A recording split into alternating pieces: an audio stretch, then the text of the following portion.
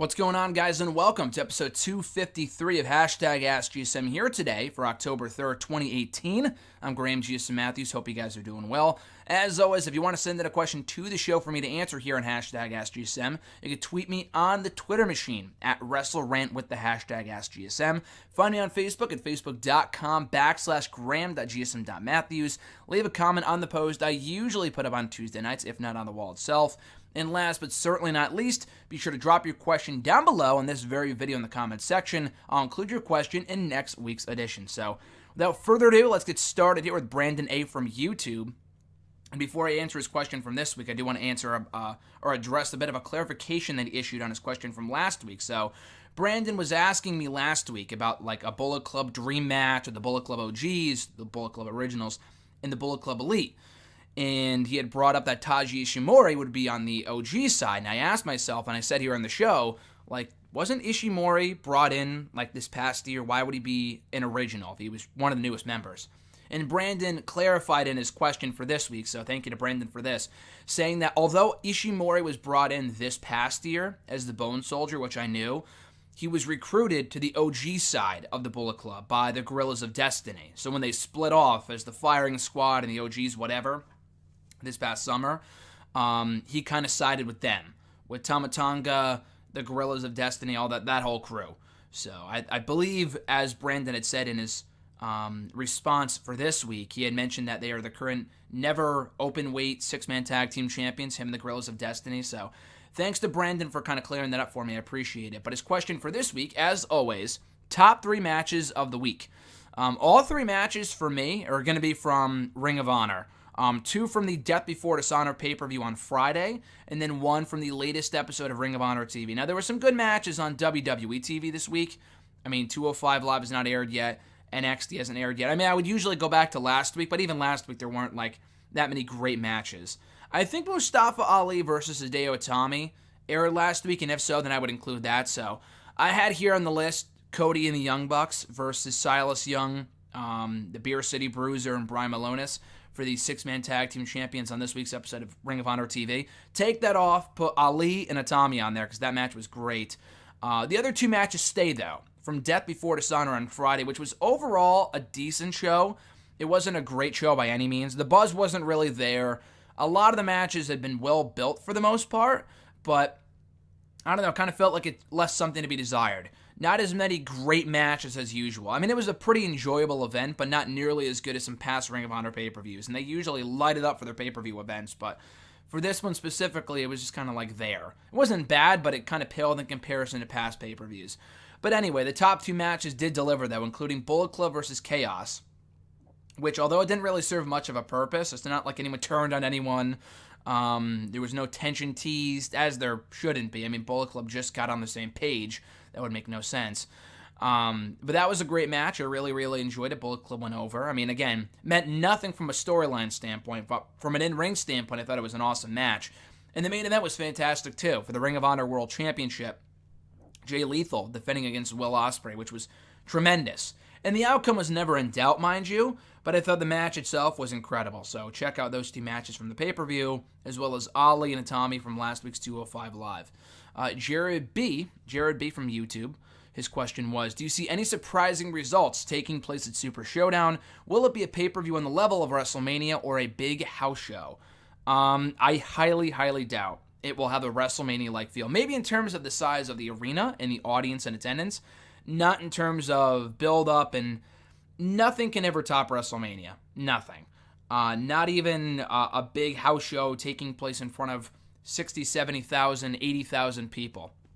Look at the Greatest Royal Rumble. That kind of felt like a WrestleMania in terms of when you look at the arena. The overall show was far from a WrestleMania. It may be a poor WrestleMania, but like the build was hardly there. John Cena and Triple H had zero hype, build, whatever, prior to the event. A lot of those matches were pretty random. For Super Showdown, the builds have been a lot better.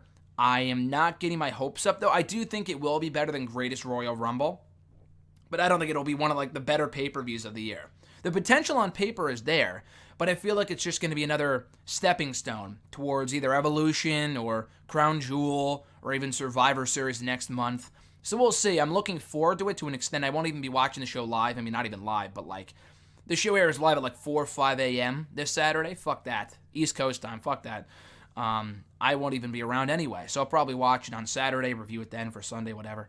But yeah, I do expect it to be a glorified house show with just a lot of, good to great matches, but nothing incredibly significant happening. Like, I know Taker and Triple H has been a big deal being built up in recent months, and that's great and all. And it could lead to a Shawn Michaels in-ring return. Actually, I expect it to, at Crown Jewel in November in Saudi Arabia. But beyond that, I really don't see many matches like, ooh, the 6-man tag team match, the Shield back in action against fucking Strowman, Ziggler, and McIntyre. Who cares? There's nothing on the line. Who cares? Ronda Rousey and the Bella Twins versus the Riot Squad. Who gives a shit? Nobody fucking cares. So, again, I don't really see many surprising results taking place. Maybe Charlotte winning back the belt from Becky just to kind of go 50-50 on that. I would not do that, but I could certainly see that happening just to kind of play a game of hot potato with the belt. Beyond that, I do see Triple H beating Taker. I don't know if that's really surprising, but that's what I see happening. There really aren't many other results I could see being a surprise. Maybe Joe winning the belt, but is that even really a surprise? Like, I don't think it's going to happen anyway. Maybe it might be a surprise. I'm not sure. I don't really know. But we'll see. I think it will be an enjoyable event, but nothing incredibly significant in the long run. FD from Facebook, do you expect Switchblade Jay White to be poised for a long IWGP World title reign, considering his hot streak lately with the Chaos faction fiasco? Maybe. I think Jay White's really, really good. I know he wasn't involved in a lot of note when he was the IWGP United States champion earlier this year. I know people were saying, like, he wasn't really... He kind of felt like an afterthought. Now, I don't really follow New Japan all that much, so I can't really say wholeheartedly, but just from what I've seen and from what I've read online and reports and people reacting to New Japan shows, that Jay White really was not doing much as United States champion. Now he's turned heel. I think he's been heel for a while now, but ever since he joined up with Chaos, I guess, maybe. I don't know how long he's been in Chaos, but he's been really killing it in that faction, which is cool. I know he was doing something pretty heinous on Saturday or Friday, whenever the latest show was. He was like running down the crowd. He was getting great heat. And I think he had attacked Tanahashi, or they had beaten Tanahashi. Him and Gato had beat Tanahashi and someone. So yeah, I don't think he's going to win the IWGP Championship. I think he first has to beat Tanahashi. I think him and Tanahashi are going to face off for the shot to face the IWGP Champion at Wrestle Kingdom soon. So I don't think he's the official number one contender yet. And even if he was, I don't expect him to beat Kenny Omega. So, I guess he has. He did beat Kenny Omega once before to become the United States champion. So it's not completely out of the question for him to beat Omega again. But I don't think it's going to happen. So yeah, I don't think he's going to become world champion. I do expect him to get another championship at some point. The guy's apparently doing really, really well in the promotion, which is great. I mean, I've seen his potential in the ring for a while now. He's been in Ring of Honor. He was in Ring of Honor for like a year or two. And he had some great matches over there. So I'm glad he's finally locking it in from a character standpoint, kind of firing in all cylinders as a heel and doing some great work over there. So hopefully, if it's not the IWGP Heavyweight Championship, hopefully it's another title before long, because the guy is doing some great work at the moment. Your second question: with a ton of special events, WWE is focusing on this month alone with Crown Jewel, Evolution, Survivor Series, and not to forget SmackDown 1000 coming up. Do you think the creative team is suffering from exhaustion of storyline ideas to be executed within these events alone? Of course, absolutely. I mean, we can blame creative all we want for, poor television, which they are at fault to an extent. But at the same time, it is Vince's call, the company's call, whatever, to hold so many goddamn events within within such a short period of time between all the events you just mentioned. And it's hard to focus on each one. I mean, you'll hear some build for, like, Evolution coming up, like Alexa Bliss did her Moment of Bliss talk on Monday's Raw, that video package, promo, whatever. She did that on Raw this week to hype up her match with Trish Stratus. Other than that, why do I have any reason to care about that match? Aside from Trish coming back to the ring to wrestle her first match in years, why should I care about that match? I mean, aside from the Women's Rumble in January. Same thing with the Lita match. Lita and Mickie James has not been hyped at all. Whatsoever. Mickie James has been the whipping girl for Alexa Bliss for weeks, months now. So why should I care about her against Lita? And I know they have history, they're familiar foes and friends and whatnot. Still, like, why the fuck should I care? Why should I care about Lita and Mickie James? Why should I care about Trish Stratus versus Alexa Bliss? At least they've done a really good job of hyping up Kairi Sane and Shayna Baszler for the NXT Women's Championship. I appreciate that. But that's NXT. That's not the main roster. So Evolution, I know, is after Crown Jewel. I'm sure they'll kind of boost up the hype for Evolution once Super Showdown comes and goes. But I said this last week in Wrestle Rant Radio. SmackDown 1000 feels like a complete afterthought, and it's in 2 weeks. We have one more episode, and then SmackDown 1000. The only thing they've advertised so far is the reunion of Evolution. For Raw 25, Raw 1000, they went all out. But for SmackDown, because it's the ugly stepchild of Monday Night Raw, they don't give a shit about it. They don't treat it like it's a big deal. And this has been the case for years. I've been saying for years they've been doing this. The 500th episode, 600th episode, 700th episode, the 10-year anniversary, the 15-year anniversary, all of them were complete afterthoughts. No one gave a shit because the build was atrocious. And they felt like just another random episode of SmackDown. They had no sense of specialness whatsoever. So that's been the problem with SmackDown for a while now. I mean, the show can be consistently better than Raw week to week, but they will still not focus on it as a big deal. The 900th episode had more build than whatever's coming up with SmackDown 1000. I think SmackDown 900 had Ziggler and Miz for the IC title. It had the cutting edge. The Undertaker was there. And all that stuff was hyped up weeks in advance. Currently, all we know for SmackDown 1000 is an Evolution reunion, which is great. I'm looking forward to seeing Batista back and the entire group back together again for the first time in years. But beyond that, that kind of felt desperate. I doubt that was a long-term thing. Even Batista said on Twitter a little while ago that he was never even asked to appear at the show in his hometown of Washington, D.C., despite being synonymous with SmackDown for so long. He had not been invited to the show, and I'm sure they kind of realized, like, oh shit, that's kind of a mistake. Let's invite him to the show to be a part of this Evolution reunion. So, again, I think, they could really be doing a better job of hyping up each event, but it's not all the creative's fault. There's only so many things you can do to hype up 5 different shows at once, not to mention the Mae Young Classic, the Mixed Match Challenge, this and that, Total Divas. It's like, Jesus fucking Christ. Slow down, focus on one thing at once.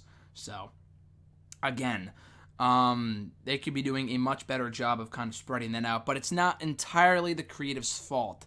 They should really be holding less shows, because a lot of these shows aren't really even that good to begin with. They're all really just kind of decent at best. So, again, I feel for a creative because it's not entirely their fault, but at the same time, some of the shit we have to sit through on Raw every week, even if they do have so many shows coming up, you would think they would do a better job of kind of coming up with a creative content or original content, and not just fucking giving us Finn Balor versus Jinder Mahal or Bayley versus Alicia Fox, which is like booking 101. It could be worse, I guess, but a lot of the stuff we watch on Raw is not compelling or engaging in the slightest.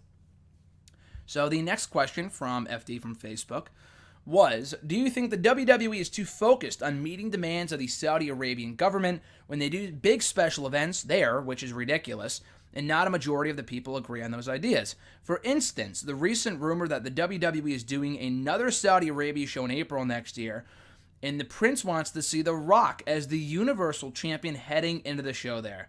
Yeah, I have heard that rumor. Apparently it's like something crazy, like $20 million just to have The Rock as the champion. Quite honestly, I could absolutely see that happening. And I'm not even joking. Like, I can absolutely see that happening if they wanted to get the belt on The Rock just to make all that money from the show. I'm sure The Rock wouldn't turn it down. Why would he? Because it doesn't make storyline sense? What the fuck does The Rock care? What the fuck would The Rock care? If they gave Brock Lesnar another championship run after his 8-month run back in 2014, 2015... I could see them giving The Rock another championship run 5 years after winning his last WWE championship in 2013. I can absolutely see that happening. So again, I hate that idea. I absolutely hate it. I love The Rock. I want him to come back, but I do have no desire to see him as Universal Champion come April. And I can see a situation where Roman Reigns holds the gold until WrestleMania, and that's where The Rock beats him for it, making Roman Reigns look like a fucking loser and everyone else in the roster, because Roman Reigns is kind of set up to beat everyone else. So when Rock beats Roman Reigns, it kind of puts over the idea that he's better than everyone else. Now, when he beat John Cena, that was a different story just because it was more compelling. People didn't see it coming. It led to a better story. Cena winning was predictable. In this case, Rock winning would be predictable. It's not to say I don't want to see a Rock-Roman Reigns match, because I've said that for years. That is something that would interest me. But for the Universal Championship with The Rock winning seems like a very bad idea, regardless of whether he wins and then loses the championship the very next month. That to me seems like a giant waste of time. I'm done with the Roman Reigns main events at WrestleMania, him versus Brock, Taker, Triple H. Let's just move on. They're trying to put him up against every fucking part-timer in the company. The Rock will be WrestleMania 35. After that, they'll fucking try out Goldberg and do another match with him at WrestleMania against Roman Reigns, just to have him lose to Roman Reigns. I don't know, it just seems silly to me. So, again, I hope that's not true, and I hope, if it is true, that it doesn't come to fruition. I just feel like if they're basing their creative decisions off of how much money they're being offered by a government from another country, that to me is just a whole new level of ridiculousness. So I would hope that would not influence their creative decisions for WrestleMania come next April. Mark S. from Facebook, now that the first round of the Mae Young Classic is over, who have you liked so far, and do you think there's a dark horse to go far in the tournament? Maybe Mia Yim, I can see going a little further than she did last year. I think she made it to the second round last year. I mean, she could always be knocked down the second round this year. I haven't looked at the brackets, but Mia Yim is a special talent. I'm glad that she's apparently signed to NXT. I mean, she is signed. Not even apparently she is. She was at an NXT house show recently. Mia Yim I like a lot. Toni Storm I could see going far. Io Shirai I could see going far. The only real dark horse, I don't see her going too far, but the biggest dark horse from who I've seen so far, I mean, I've seen everyone because the first round is over, was Casey Catanzaro, or whatever her last name was. She's not amazing. She needs a lot more polishing, but as a raw talent, she impressed me. She was good. She has the athleticism down pat, and she has that presence about her that screams star. Maybe not to the extent that Toni Storm does, but she has like that adorable little look, and she can go in the ring to an extent, and people like her. She's naturally likable. I think there's not just something there with her, there's a lot there with her. So if they can kind of tap into that, she can improve. She can be a big star for the NXT women's division at some point. But I don't think she's going to win the whole thing, but I could see her going a little further than the second round. I mean, she might be knocked off this week or whenever she wrestles next. But still, though, I have been impressed from what I've seen from her so far, and I think she can be a big star in that division if kind of built up and progressing properly. Assuming that she develops in the ring and as a character, she can be a good star for them. Mark's second question, do you think there is any chance Braun Strowman wins the Universal Championship at Crown Jewel, maybe setting up the TLC stipulation bout at that pay-per-view? And if he doesn't win, would he be a guy who you think would be interested in trying to win the Intercontinental Championship? Do I see him winning the championship at Crown Jewel? No. I mean, actually, your idea is not a bad idea. It's not. I could certainly see Braun winning the championship just to set up a rematch with Roman where Roman gets the belt back at TLC. Quite honestly, that's what I would want to say. I feel like having Roman beat Brock and fucking Braun Strowman at Crown Jewel would be completely pointless. I'm not saying Brock should win. That would be the worst choice of the three, obviously. We don't need to go back to that. Not only just anytime soon, but ever. I'm done with Brock as champion in the WWE. I'm finished with that. If they want to put the belt on Braun, give him a little run, because he needs something. The guy has come up short so many fucking times of winning that championship. He's got to win it eventually. So if they want to, I don't want to say pop a rating. It's a network special. But if they want to get people talking, to change the championship on that show, and that sets up a rematch for TLC, because if you don't do it there, what is Roman going to pin? He's likely going to pin Braun. Let's be fair here. He's probably going to pin Braun. He should pin Brock. Fuck it, he won't, though. He'll pin Braun. And, yeah, and then they'll set up, I don't know, Roman and someone else for TLC, like Ziggler or McIntyre, which you can do at the Rumble, I think, would be a great match for the Rumble or Survivor Series. I mean, TLC's in December. In between Crown Jewel and TLC, rather, you have Survivor Series. I don't think he'll defend the championship on that show. It'll likely be either a Shield match or a Raw and SmackDown match, which I could not give two shits about, to be quite honest with you. I really do not care about another series of Raw and SmackDown matches. But anyway, yeah, Yeah, so Strowman and Reigns TLC makes sense to me. I would do what you just suggested. I do not see that happening, though. I saw this week that some wrestlers in NXT feel presently that Tommaso Ciampa attacked Aleister Black. Well, before I go any further with your question, Mark, I got to say this. In every question where you mention Tommaso Ciampa, you call him Thomas. His name is not Thomas. His name is Tommaso. It's not Thomas. So please stop writing Thomas in your question. Again, I'll start over. I saw this week that some wrestlers in NXT feel presently that Tommaso Ciampa attacked Aleister Black. If it turned out to be him, what would be your thoughts on that, and would it make the NXT Championship picture very complicated? I could see it being Ciampa, absolutely. That would set up Ciampa and Black for TakeOver. I mean, if anything, it kind of simplifies things because it makes it easier to determine who's going to be next in line to face Ciampa for that title. I think Velveteen Dream would be a better fit. He's not really a babyface, and it's a heel and heel match, but I think people would get behind Dream if he was facing Ciampa for the belt. He'd just beat Johnny Gargano. He beat EC3 at TakeOver. I think Dream is the next logical person to go for that championship. So, that being said, if it's not Velveteen Dream, then yeah, Ciampa would make sense. I guess it could be Gargano too. People are saying Gargano attacked Aleister Black, and I could certainly see that. But I would certainly hope that, I don't know, I wouldn't turn Johnny Gargano heel. I know it's his current character. He's kind of teasing going dark, all that other stuff. But I don't know. I would have it be either Ciampa or Cassius Ohno. EC3 turning him heel would be cool. But, yeah, I could certainly see it being Ciampa. What are your thoughts currently on the Super Showdown pay-per-view? Will it be a glorified house show or a more significant show with titles changing hands? Like I said earlier, glorified house show. I really do. I don't know how many championships would even change hands. The Universal Championship is not being defended. I could see the WWE Championship changing hands, but honestly, I would save that championship changing hands for like SmackDown 1000 for a bigger moment, to be quite honest with you. I don't think it's happening on Saturday. I don't think Joe's winning. I wish he would. I don't think he is. I love AJ, but I want Joe to win to get a run with the gold. I don't think he is. So that kind of rules that out. Like I said, no Roman Reigns title defense. No IC title defense. No Raw tag title defense. SmackDown tag titles, New Day in the Bar. New Day are winning. Like I said earlier, maybe Becky and Charlotte. Charlotte gets the belt back. I don't really want to see that. I'm not banking on it, but I could certainly see a situation where Charlotte regains the gold on that show. No Raw Women's Championship match. I could see the Cruiserweight Championship changing hands with Buddy Murphy. Beyond that, though, I do not expect this to be a very significant show.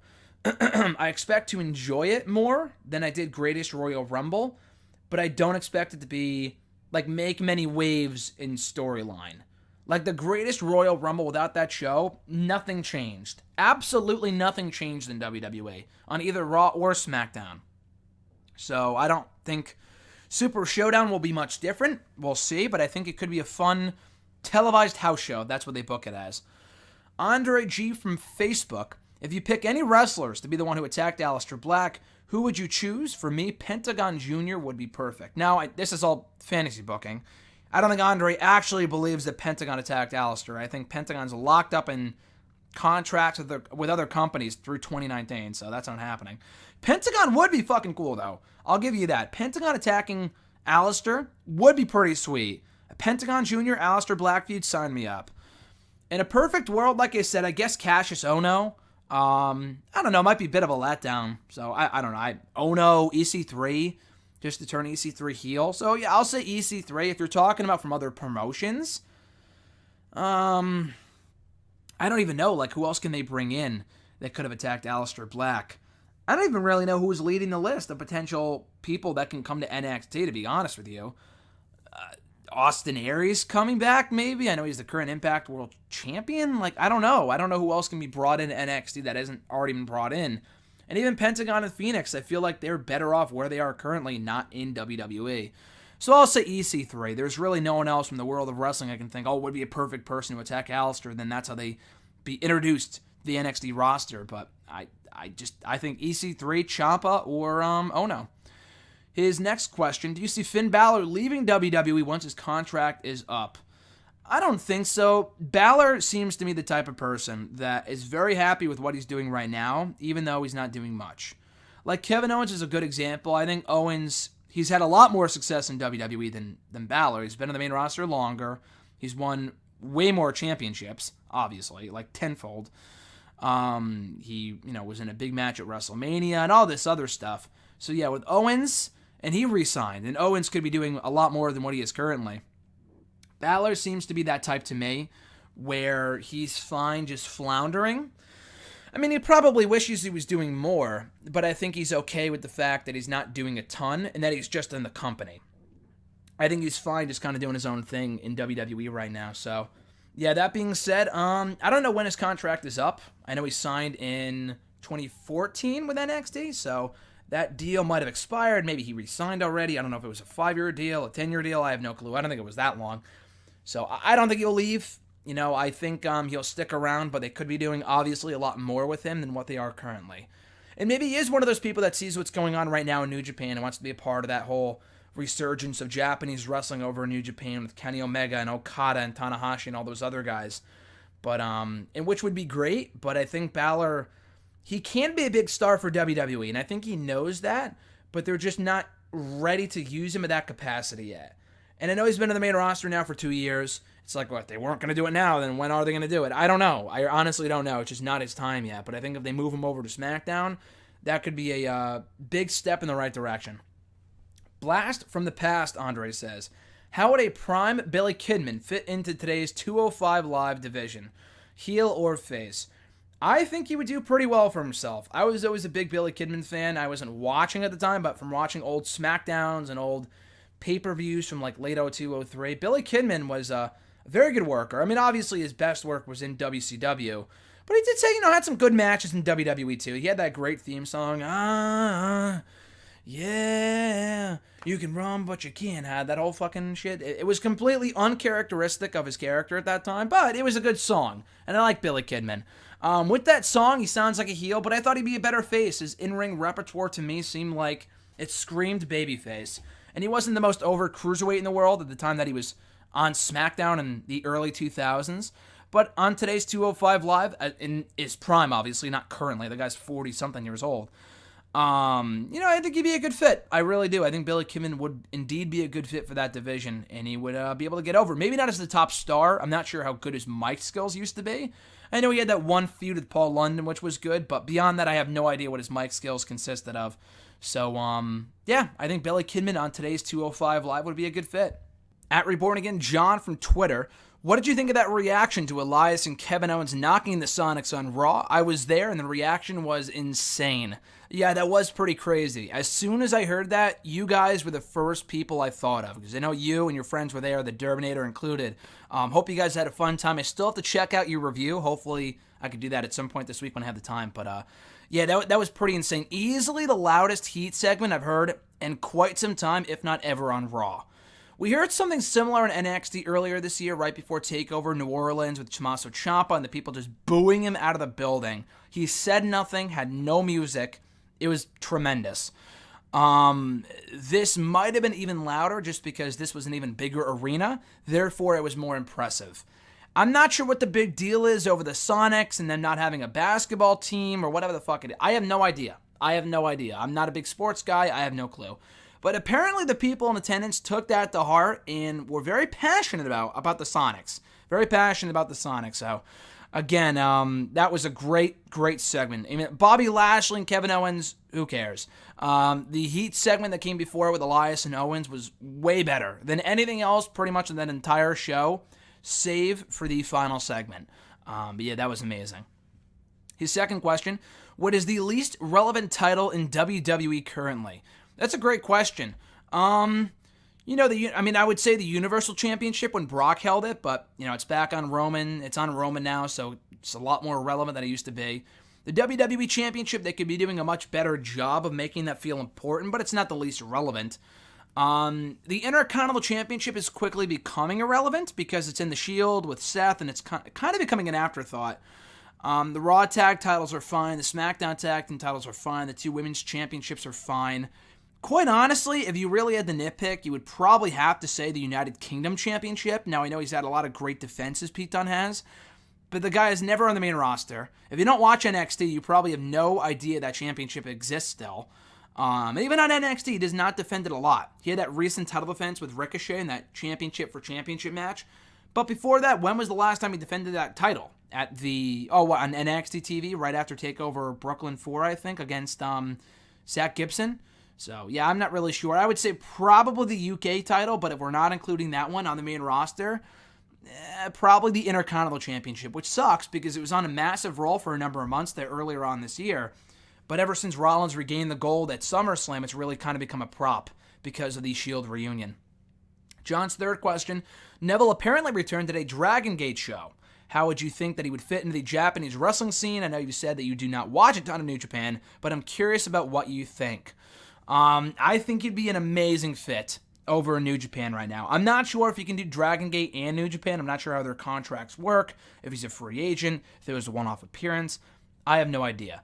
But if he can go to New Japan and do some stuff over there, him and Ibushi, him and Omega, him and Okada, him and Tanahashi, him versus pretty much anyone. Marty Scurll would be amazing. Will Ospreay, give me a break. That'd be phenomenal. There's a lot of different matches they can do there. So, yeah, Neville at a Dragon Gate show, I was a big fan of that. I think it was almost exactly 1 year to the day since Neville last appeared on WWE TV. So to see him in Japan now doing his thing is amazing. And I think if he went over to New Japan, again, I don't really follow the product all too closely, but I think if he was able to incorporate himself in that system with people with guys like Ibushi and Omega and Okada, have matches with those guys, it could lead to even more of a resurgence for the New Japan pro wrestling scene, just because it's already great as it is, but having Neville on that roster will make them even more of the best in the world than they already are. Next question comes from @NewPatriot77 from Twitter. Do you like Shawn Michaels' new bald look? I don't know if I like it, but I don't hate it. I've only really seen, he was wearing the bandana, so it was really kind of hard to see what he would look like as a full-on bald guy. When did he shave his head? I know he got a haircut, around WrestleMania weekend, back in April, March, whatever, because it was a big deal over that week. Oh my God, Shawn Michaels got a haircut. But he always wears hats. He always has that damn cowboy hat on. So it was always so hard to tell whether he still had hair, and I guess he was like, fuck it, I'm just going to shave it all off. I don't know, I liked him with the shorter hair. I think with no hair, he just kind of looks weird. He looks like Shawn Michaels, or rather Triple H's younger buddy, little brother, so it seems weird, but we'll see. I mean, he looked fine on Monday. Maybe it's more of shock than anything, just because we've gotten so used to seeing him either with hair or with the ponytail, and especially now that he's coming back to the ring, it's gonna be weird to see Shawn Michaels in the ring with no hair whatsoever. And with Triple H, it was weird too, yeah. And he did the same thing where he kind of had short hair for a while, and then he just kind of shaved the whole thing off. But even, I don't know, I think Triple H makes it work. He looks like a badass. Shawn Michaels, he's not as big as Triple H, so it's a little different.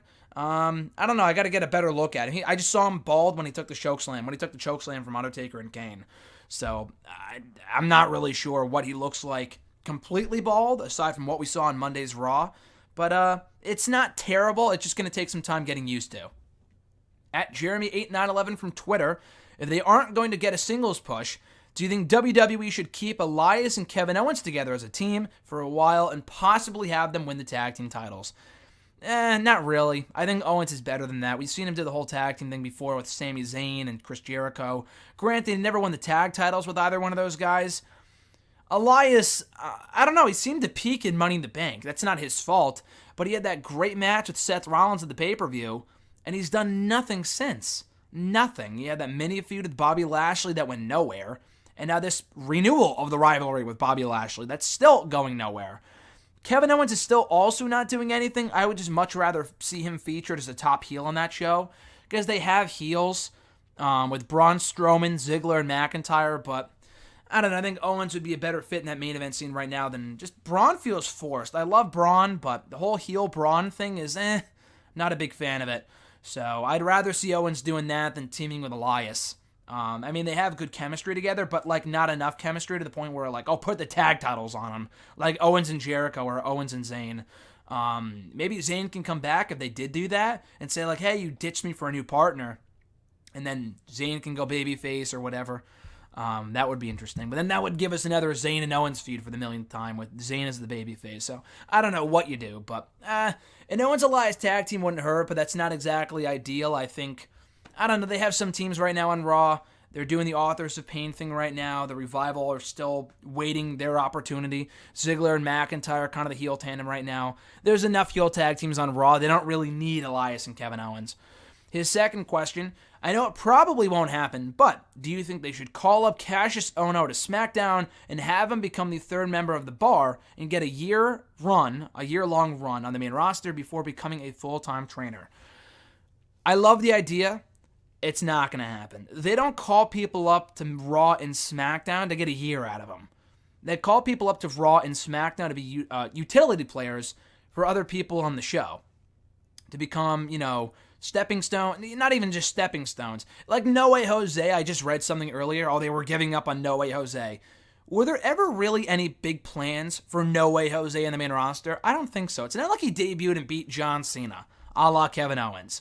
Like, he debuted on Raw after WrestleMania and beat some jobber, and has really largely been facing Baron Corbin, or rather, like Kurt Hawkins and Mike Kanellis on Main Event ever since.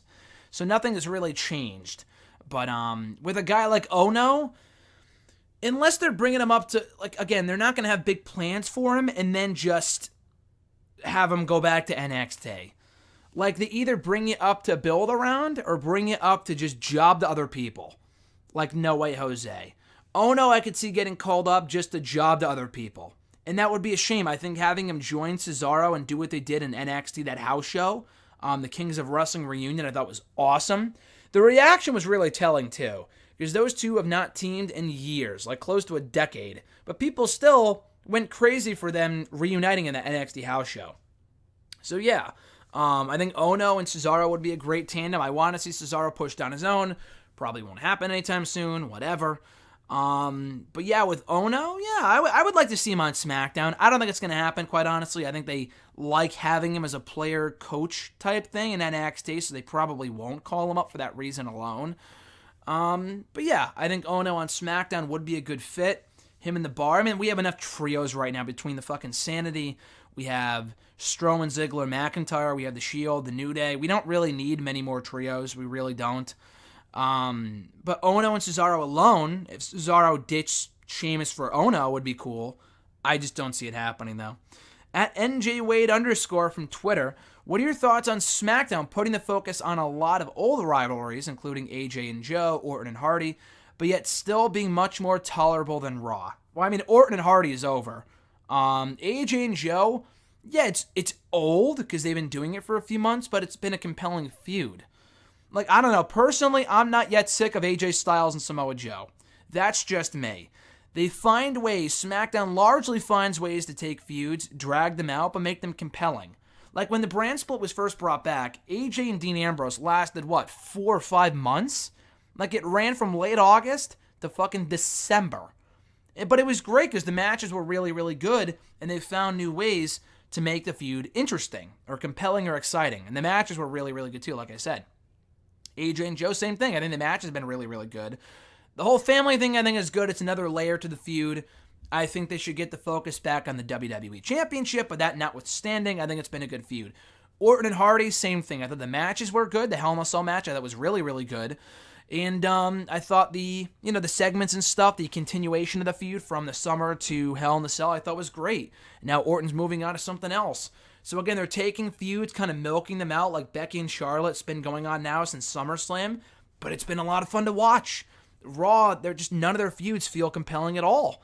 The Shield versus Strowman, Ziggler, and McIntyre, it does nothing for me. Because the 6-man tag team match coming up on Saturday means nothing. Who cares? If Strowman beats Reigns, that's what I would do.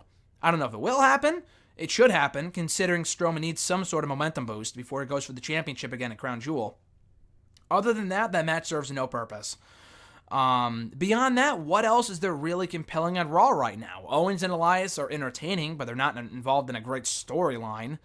Bobby Lashley and Lio Rush are just kind of getting started, not really a feud or a storyline. It's kind of an angle more than anything.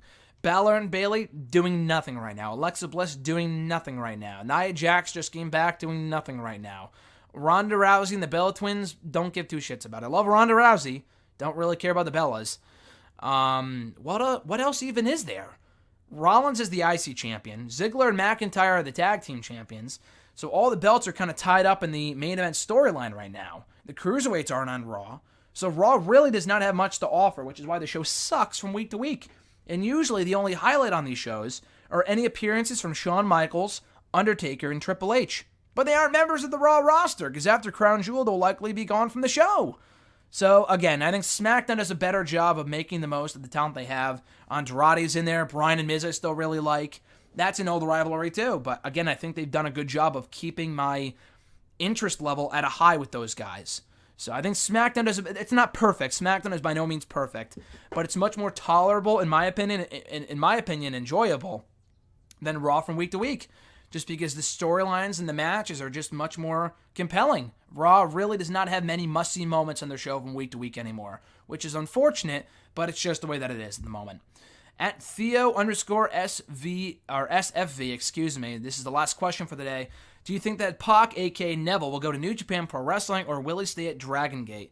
Kind of talked about this earlier, but I could see him. I don't know what the contract status is. I feel like if he was going to New Japan, if he had to pick one or the other, I feel like if he was going to New Japan, he would have showed up there already. Like, there's a reason he went to Dragon Gate. He was in Dragon Gate for many, many years before he came to WWE. I think he feels loyal to them, so he's going to Dragon Gate first. And he might go to New Japan down the road. I'm not sure if you can do both. I don't think you can. I don't really know how it works over there, if you can do both, if they would allow you to do both. I'm not really sure. But I think for right now, he's in Dragon Gate. Maybe New Japan down the road, and Ring of Honor would be awesome. I don't see him going to Ring of Honor. New Japan, I think if given a big enough offer, which I think he could, because he's still a big star. Former WWE guy, Cruiserweight champion, NXT champion. The guy's a big star, and he's one of the best wrestlers in the world right now.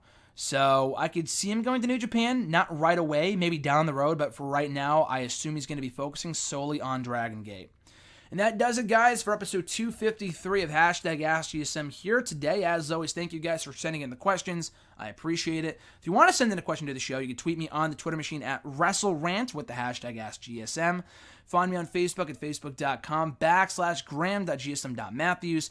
Leave a question on the post I usually put up on Tuesday nights, if not on the wall itself. And last but certainly not least, drop your question down below in this very video in the comment section. I'll include your question in next week's edition. So with all that being said, guys, we'll be back next Wednesday with another all-new episode of #AskGSM, breaking down Super Showdown and everything else on the road to Evolution and beyond. And really, to me, the real attraction in the month of November, I know we have Bound for Glory this month. We just had Death Before Dishonor with Ring of Honor. We have Super Showdown on Saturday. We have Evolution at the end of the month. We have fucking Venom coming out on Friday, which I heard really was not that good, which kind of sucks. Hopefully it's good. I've heard early reviews are not too kind, though. The real attraction for the month of October for me is Halloween. Favorite day out of the year. Favorite holiday of any other, including Christmas. And I love Christmas, but Halloween is going to be amazing. And I think Halloween this year falls on a fucking Wednesday, which is going to be awesome. So we're going to do a Halloween edition of #AskGSM, which I think I did 2 years ago, too. When hashtag was still on Mondays, I think we did a Halloween edition of #AskGSM a few years ago, or 2 years ago in 2016. So maybe we'll do a camera version, an on-camera version, and I'll wear my costume or whatever. We'll see.